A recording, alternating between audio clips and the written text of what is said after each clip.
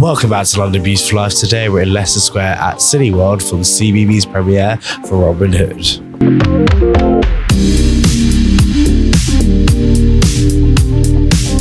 So can you guys tell me your role in this version of Robin Hood and what can we expect from this version without giving anything away? Yeah, I play Clank. He's one of the sheriff's bodyguards. Clank believes he's on work experience, so he's just trying to do everything right, but keeps questioning if something is right. And he's a little clumsy, but he tries his best. His heart is in the right place. I'm enjoying the backstory, the Clank backstory. Yeah, no one knew this. I know, we've all given ourselves backstories. So I play Dale, the singing squirrel. I'm one of 3 singing squirrels, and she's from Essex, and you know, your spirit animal. And she's like a wannabe singer. She's you know, and she loves it. She loves a bit of glitter. And she's very stylish. A stylish man. She's very Dale. I mean, you as well, but yeah, Dale is super stylish. Yeah, that's what I meant. Dale, not me. Sorry. I'm not stylish at all. So can you tell me about what you're doing in today's Robin Hood and what can we expect from this version of Robin Hood? Yes, well, I'll tell you what I'm doing. I am a little dog, as you know, and I'm acting as a squirrel. That's why I've got this lovely big tail on and these little cute ears and this lovely outfit that was made especially for me, by the way. It was made to measure, and I'm a little squirrel, and I'm the friend of Grandfather Oak, who's a very important character in this show because he guides Robin Hood, who's played by Reese. And Reese was on Strictly, you know, with all the big stars. Sorry, with all the big stars.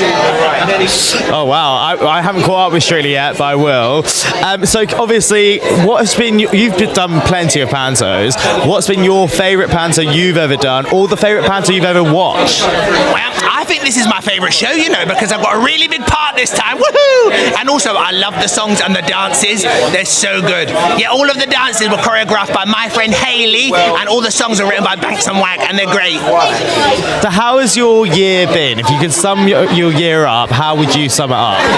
It's been a very good year, actually. I've been very busy. I've done 2 films, one called Some Other Hood and one called Bermondsey Tales. Obviously, Loose Women. Did Race Across Yorkshire for Children in Need, me and Leslie Joseph. I've never been so cold and so wet and so full of mud in my whole life, but we were very happy to do it. How much money did you raise for Children in Need? I'm not sure in the end. It was millions and millions, wasn't it? It was really. But we've been involved since 1980 when it first started. We did Birds of a Feather, and every year me, Pauline and Leslie would do a different performance for them. So it's a great, great charity. It really, really is. It's amazing. What is your favourite thing about? I know Children in Need, they have so many fun skits on there and they do so many fun, great performances. What is your favourite thing about Children in Need? I think it's just the whole country come together. You know, like the kids had their ears on, we all had our ears on. What did you have to do at school that day? The Patsy Bear. What did you have to do? Betsy dressed up in her pyjamas. So Betsy dressed up in her pyjamas. I know, yeah. You had to wear your PJs, didn't you? So yeah, no, it's amazing. It really, really is. And you can't say Children in Need without saying Terry Wogan, can you? He was like very sad that he's not here, but they're doing a really good job. And then obviously Loose Women, as always, I love Loose Women. The best thing about Loose Women is, when I see you guys all together, it's not like work colleagues. It looks literally, I feel like I'm watching a family. So that's what it's been like. I've been involved for 20 years now, so it's a long time. It started in Norwich all them years ago, and I started off just as a semi-regular because I live quite close to the studio, so if someone didn't turn up, they'd call me, and then one day they said, would you like to be a regular? I said, I'd love to be. So it's like going to work with my mates every day. So can you tell me about your role in this Robin Hood and what can we expect from this Robin Hood? So I play Doug the Mole in Robin Hood. So I help out in the escape scene. It's such a fun-filled panto. It's also like a musical as well. It's got a really good message of climate change, being green, and also a message of just calm down, calm down and find a space just to breathe. It's an amazing panto. So obviously it's been quite an exciting year for you with the Traitors and everything. So regarding the Traitors, if you could go back to it, is there anything you would change?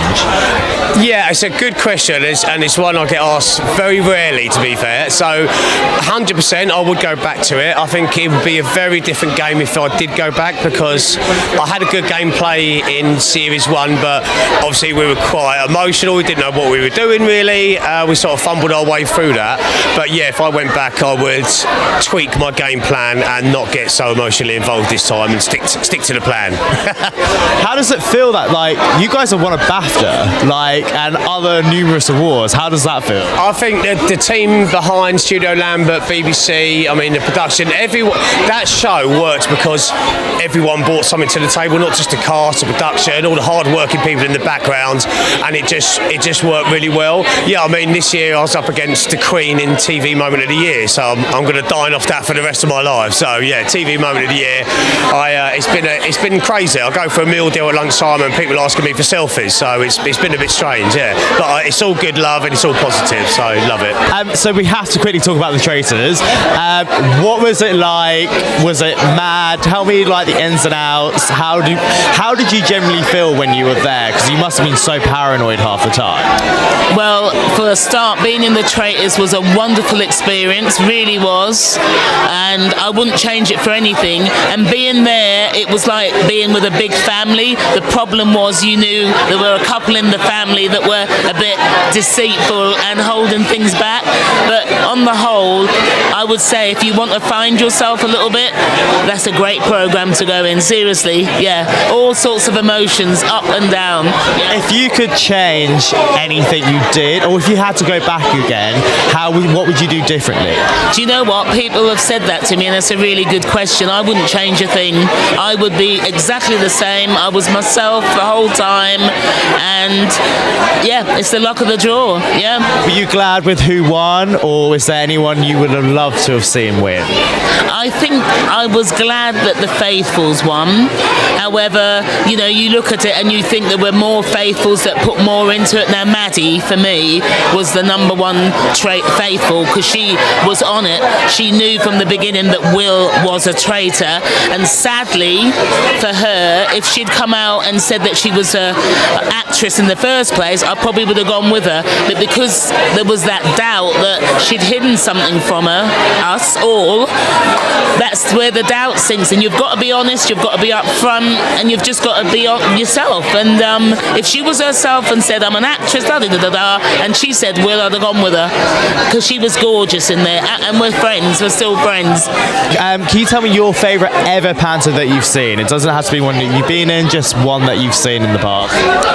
My favourite Panto I've seen was probably the first one I saw, because I grew up in America, so I didn't grow up with Panto. So I came over and I saw Peter Pan, and I was looking around the audience going, I was skimming the program going, there must be some script here. How does everyone know exactly what to say? So that holds a special place in my heart.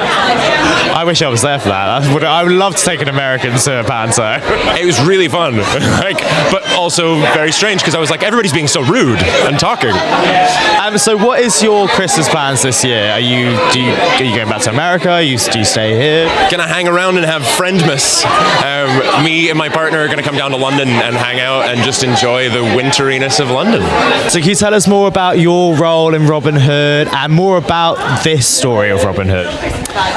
So I play the character of Grandfather Oak in CBeebies Panto Robin Hood, and Grandfather Oak's the oldest oak tree in Sherwood Forest, and he is connected to nature, everything to do with the forest and the animals that live there, and really excited to see how the audience engage with the story, because it's the classic tale of Robin Hood, but with a CBeebies twist. So really excited to see how they respond to that. Merry Christmas, and I'm very excited about today. Thanks. Merry Christmas to you. Merry Christmas to you too. Mwah.